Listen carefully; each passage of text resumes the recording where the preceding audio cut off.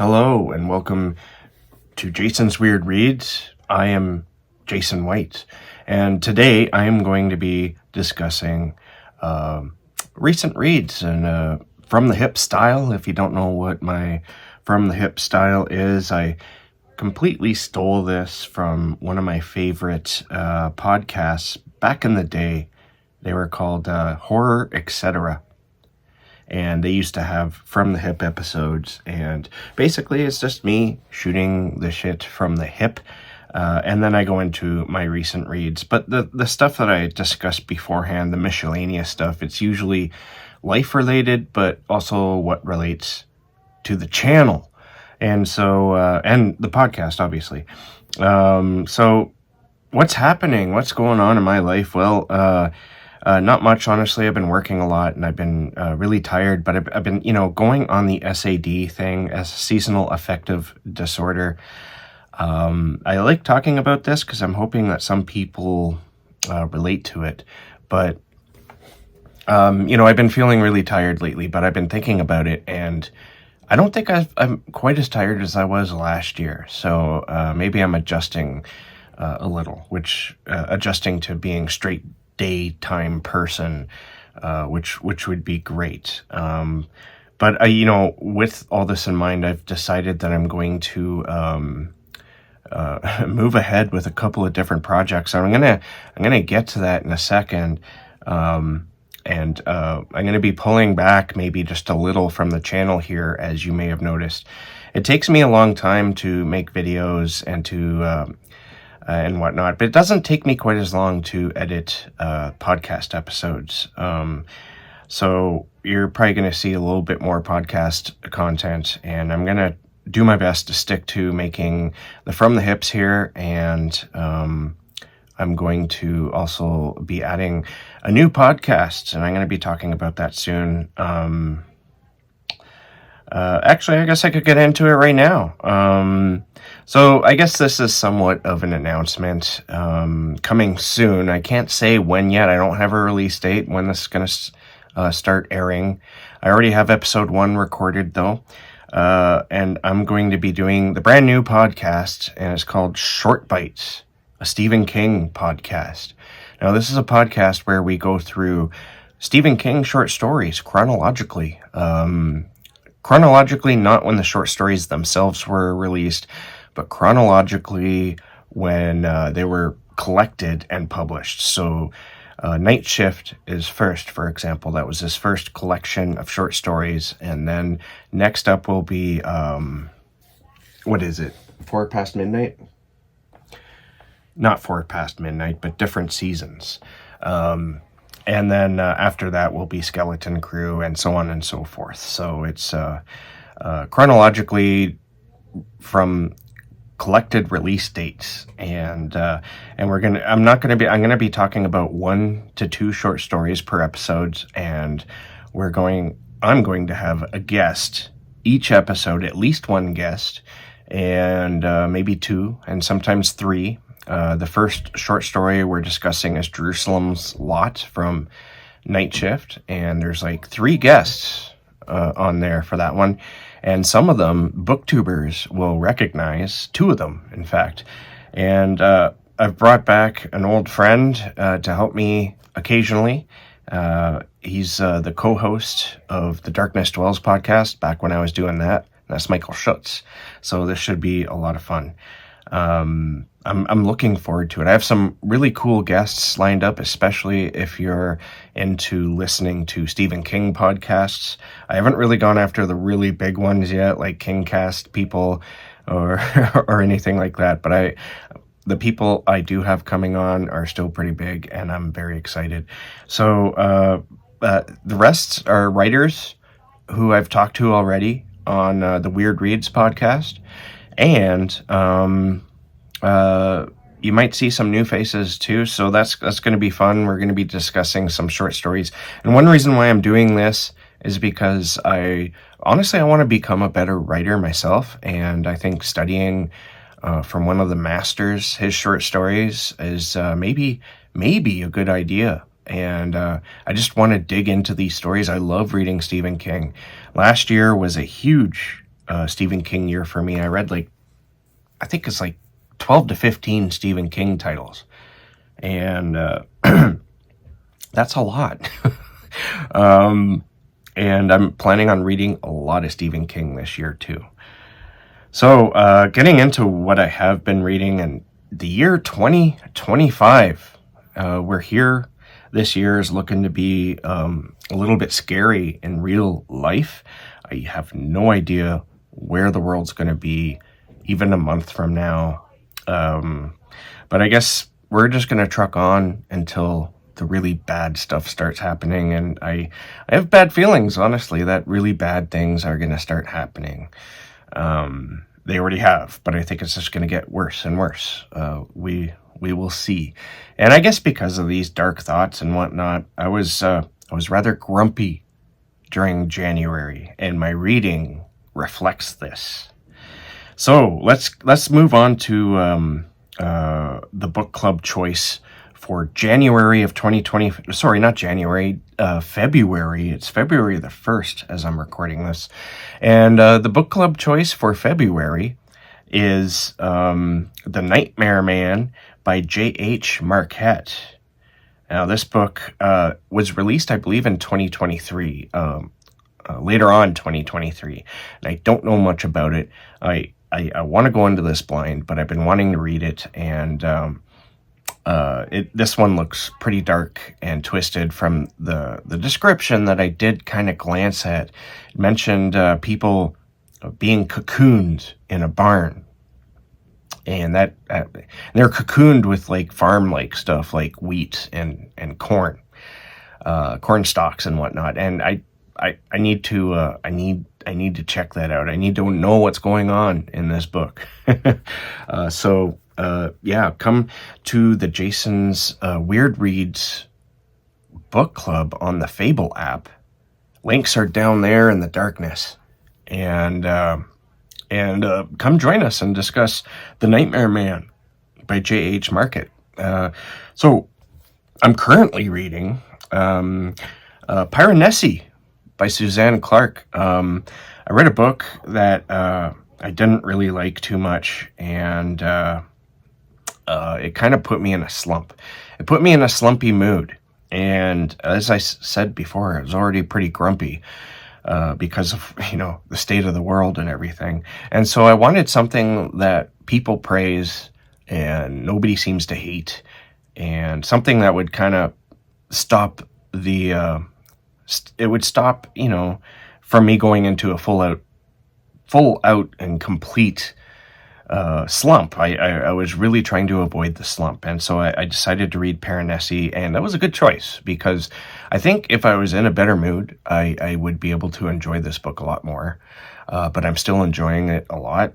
I find Piranesi as a character, this is a weird story where the main character, Piranesi, he lives in this giant house, and when I say it's a giant house, this house is planet-sized almost. Or at least a city-sized. It's huge, and there's levels to it. The bottom level is often flooded out by the sea, which will come up into the second level sometimes. And these halls are labyrinthine. It's like a giant labyrinth. And Piranesi, he's studying these halls. These halls are filled with statues, and so he goes around and he documents these statues that he finds, and that's pretty much his life. He talks to one other person within this world, and he calls him the Other. Now, this is a fantasy type world, and we soon start to learn that this may not just be Piranesi's only existence. I'm going to leave it at that. But this is it's kind of a mystery as to what exactly is going on and where does Piranesi live exactly. And I'm loving it, honestly. It's pulling me out of that slump, that slumpy feel. It's beautifully written. It creates a sense of wonder in your mind as you go along. But if I'm going to be honest here, I think I could follow Piranesi just documenting all these statues that he finds. I could have read a whole book about that. And in fact, I thought maybe that's what the book was about. I thought it was some sort of cozy fantasy where there's no real high stakes. And the main character is just exploring. But it's not exactly that. It is a little bit of that, but I'm fine with the way and where it's going. And next up, I'm also in the middle of Night Shift by Stephen King. Reading Jerusalem's Lot a few times because of the new podcast, Short Bites, a Stephen King podcast. And yeah, so this one I'm going to be reading for a while. So I don't know in next installments of From the Hips or recent reads, I don't know if I'm going to continue saying, yep, still reading Night Shift, but knowing me, I probably will. So just be prepared for that. Maybe I'll just add in the short stories from Night Shift that I've been currently reading during that month. This month is definitely focused on Jerusalem's Lot. And it's an interesting story. It's very Lovecraftian. I'm going to leave it at that. I'm also in the middle of and nearing the end of Witchcraft for Wayward Girls by Grady Hendrix, and I am loving this book. This How to Sell a Haunted House was a bit of a low point for me in Grady's the books of his that I've read, which I think now is most of them. Which isn't to say that it's a bad book. How to Sell a Haunted House is a good book. It's just, I don't think it's one of his best. But this is back to what I fell in love with Grady Hendrix. It's about these girls who get pregnant, and of course that's a big no-no in the time period we're taking place in. So they're like 15 and 16. I mean, it's looked down upon today, but back in like 1969, 1970, when the story takes place, it was like severely looked down upon. And and so you get a lot of discrimination against these girls. Not only just discrimination, just outright like hate almost. And like the main character's parents drop her off at this institute for girls that looks after them. It's like a place of handmaids and nurses where they look after them, and then when they have the baby, they take the baby away and adopt them. So you can imagine that these girls, they're kind of angry, they're a little fed up, and they discover witchcraft. And this story goes into some pretty twisted areas. Grady Hendrix is known for being maybe horror light or cozy horror even, and I highly disagree with that. I think Grady Hendrix can really pull it out. In almost every book of his that I read, there's always something that's just like, oh my God, what the hell did I just read? That's nasty.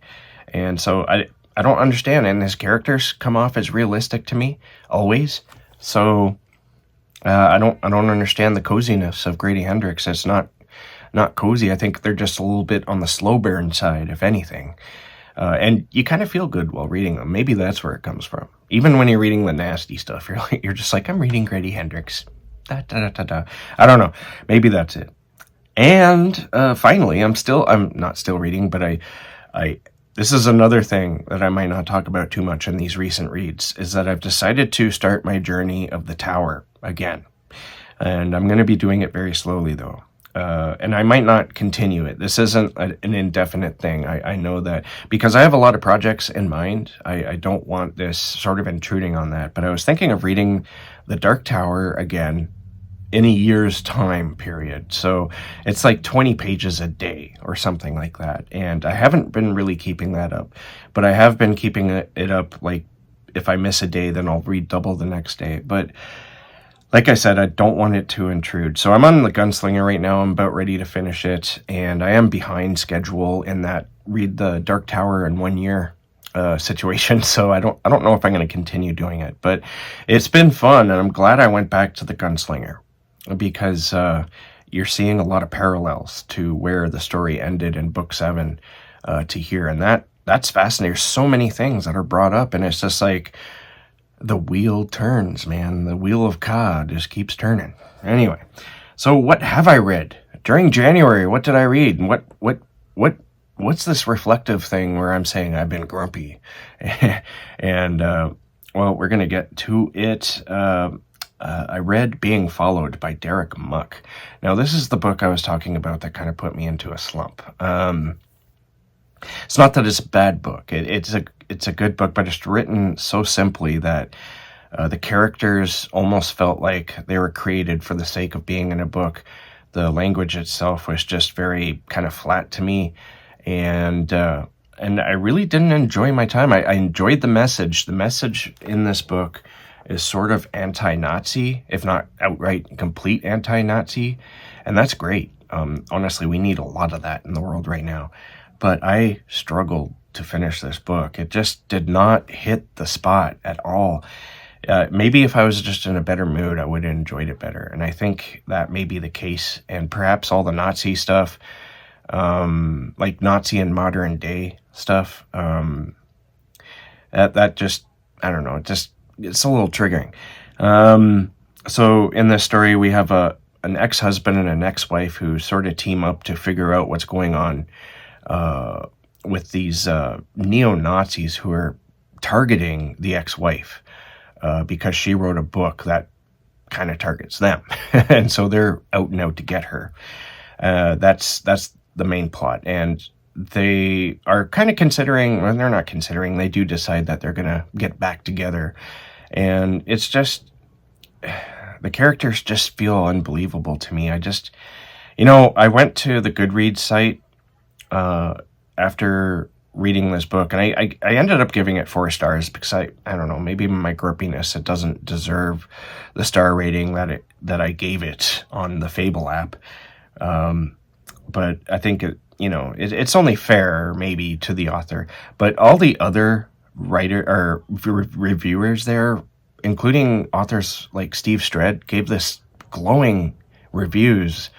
It has like 11 reviews or something like that, and its average rating is like 4.5 stars out of 5. So I could just be in the minority here. Maybe I'm just feeling a little, a little bit of the world weight on my shoulders, and I just kind of, reflected that into this novel because of how, awful, I guess, maybe everyone's feeling. So yeah, it didn't work for me much at all. So it just wasn't a favorite read. All right, next up was The Justice of Kings by Richard Swan. This was an interesting book, and I'm going to completely butcher the synopsis here because I don't remember the terms, but it's like the justice of the king. He goes around, and his name, I can't remember.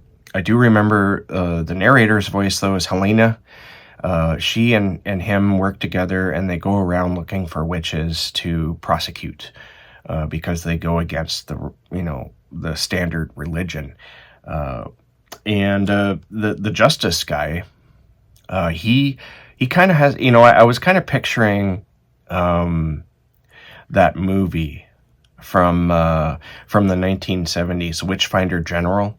And I was kind of picturing the Witchfinder in that movie, and maybe he'd be that guy in this role. But no, he's much more sympathetic. He actually has a bit of a heart, and he even lets some people go who perhaps he shouldn't have, and whatnot. So it's a good story. I've been craving fantasy lately.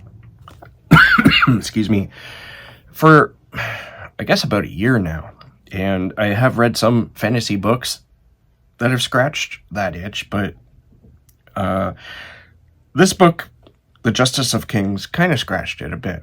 But it wasn't exactly what I was looking for in a fantasy book. I think I gave it 3.75 stars on the Fable app and rounded it up to 4 stars on Goodreads. It's a good book, and I hope to continue with the series. I heard that the following books get darker and even more horrific. There's the Justice of the King here.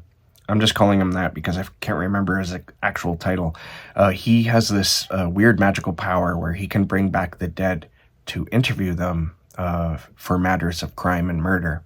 And the way he does it is, and its results are pretty horrific. I mean, this goes into horror territory, and so it's perfect for me. And I heard that the next couple of books, a trilogy, the next couple of books get even more horrific. So I guess we'll have to wait and see. I hope I do continue it, and I might do it soon just to keep going, honestly. Next up, I read The New God by Jeffrey Thomas. Jeffrey Thomas is a guy. He's a writer. I've been reading him for a few years now. probably about 5 years. Not steadily, but I've read a lot of his short stories. And a lot of his short stories happen to do with Punktown. And his latest book that was released, I believe, in October of 2024 is called The New God, and it's a Punktown novel. Punktown, if you don't know what that is, it's the whole world is set in like a galaxy, maybe, where we've gone out to the stars and we've colonized other planets, and Punktown exists on one of these colonized planets. So he's written in this universe a lot of short stories, some novels and novellas, and these stories are wide-ranging.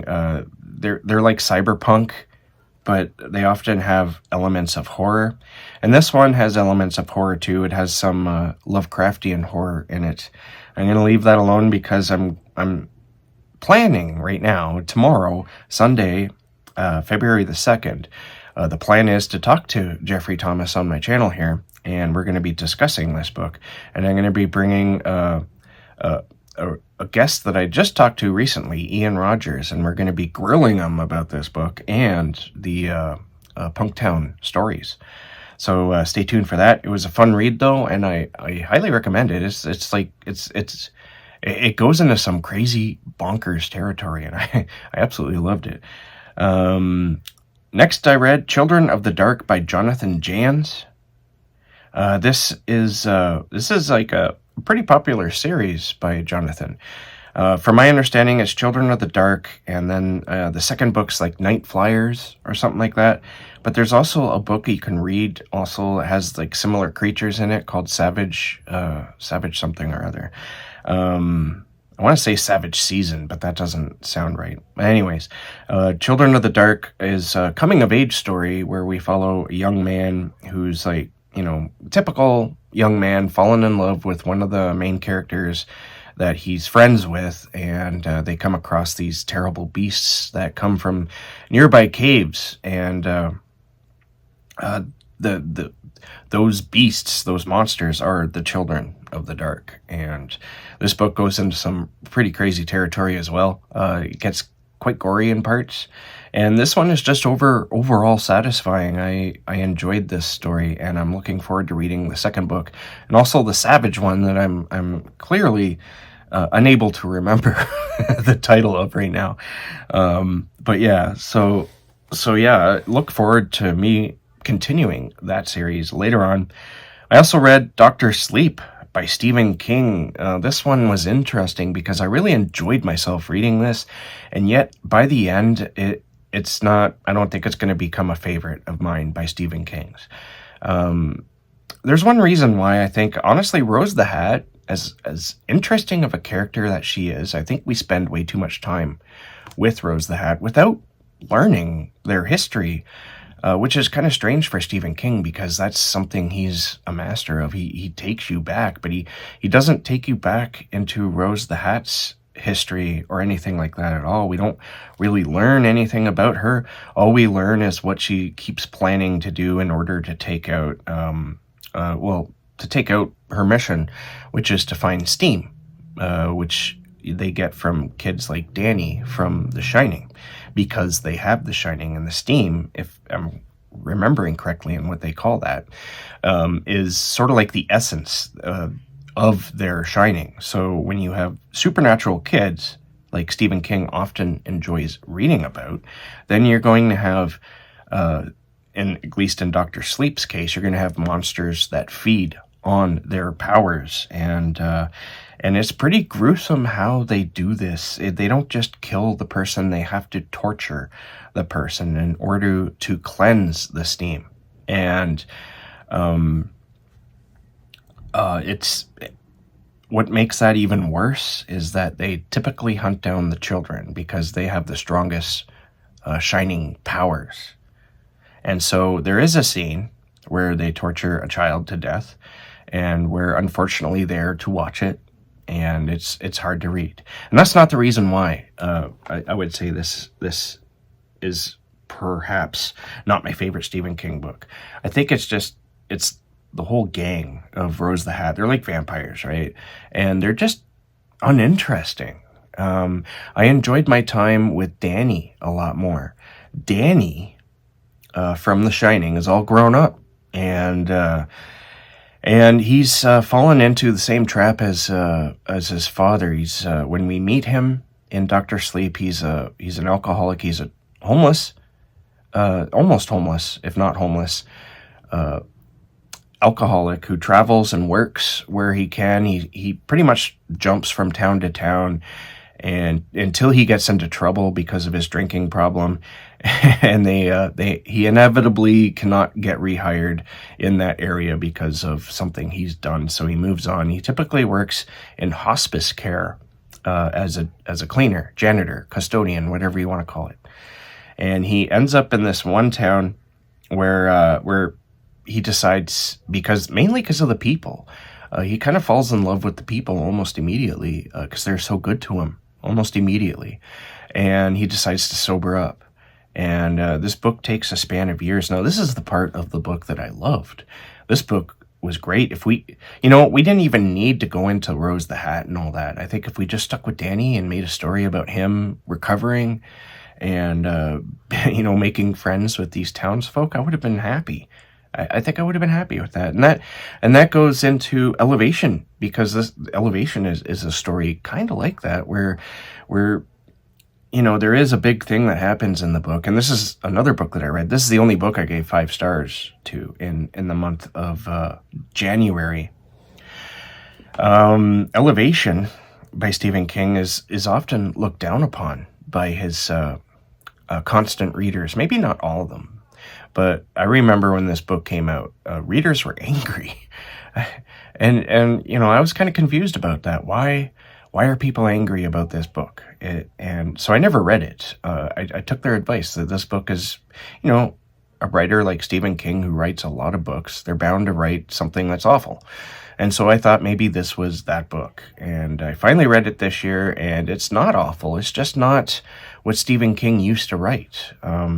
If you follow Stephen King throughout the years, he writes in different periods, he writes differently in different periods of his life. But I think that this book isn't completely alien to his earlier works. I think if you look at some of Stephen King's short stories, like The Reach from Skeleton Crew, you'll find that that one's a lot darker than Elevation, but it still has that same sort of sentimental feel to it that Elevation has. Elevation is about a man who suddenly starts losing weight without losing mass. So he stays the same size, but he's losing weight. And as he starts losing weight, he's starting to lose his sense of gravity too. So it kind of goes into a sad direction. But what makes this book good, I think anyway, is the making of and fixing relationships to people who live differently than we do. And I think this one picked me up because it was more of a positive message, really directed at our modern times and how we can be better people. And it's honestly, it's not so bad to try to be a better person. You can make a friend or two along the way. And what's so terrible about that? Of course, it's a lot more than just that. There's like themes of letting go, and that I really appreciated because it's hard to let go. When you're caught up in all these things of today, your mind starts telling you terrible things, and you immediately believe it, and or you don't, but it's still disturbing to think about. I'm sure you know what I'm talking about. This book is like a shining light in that darkness, and I really enjoyed it. And the first book I read this month, I think there was a video on TikTok where I said that another book was the first book, but it wasn't. It was a Candace Nola book. It was actually the last book I read last year. I don't know why I said it was the first book on TikTok, but you know how that goes. Anyway, this is the first book I read this year, and it wasn't. This one I did not like. It was The Axe Remembers, a Redwood Ripper story by Marcus Hawk. It's not a terrible thing to dislike a book by an author you really enjoy. This is one book of his out of 3 that I've read that I didn't like. The other 2 I absolutely adored. So this book just felt really rushed. The whole thing felt rushed. There's absolutely no character development. There's no characters. I mean, there is characters, but there might as well not be. There's some interesting kills, which I enjoyed. I mean, it is a slasher, but even the slashing monster in it isn't very interesting to me. And so I was pretty disappointed in this book, and I think I gave it 2 stars. But that doesn't mean you won't like it. I mean, I think, you know, maybe it's just it's not my prejudice against slashers. Maybe I don't want to say that. I don't want to say what I'm thinking because that's putting a judgment on the author. But what I was thinking is that maybe he thinks that slashers don't need to be very good. I don't know. Well, that is what I've read, and my grumpy January has come to an end, and now it's probably going to be a grumpy February. I hope not. I hope that I read some great books that will keep me excited, but and pull me out of this funk I'm feeling, and the worry I feel towards the state of the world right now. But we shall see. Only time will tell. But I want to thank you for listening this far. I always appreciate it when you comment. So people on the video, please feel free to leave a comment deep down there in the darkness. And thank you. Keep being safe. Keep being kind, because kindness matters. And keep being creative, my friends. And actually, most importantly, keep being weird, because that's the only way we're going to survive sane with our sanity intact. And I'll talk to you guys again in the next one.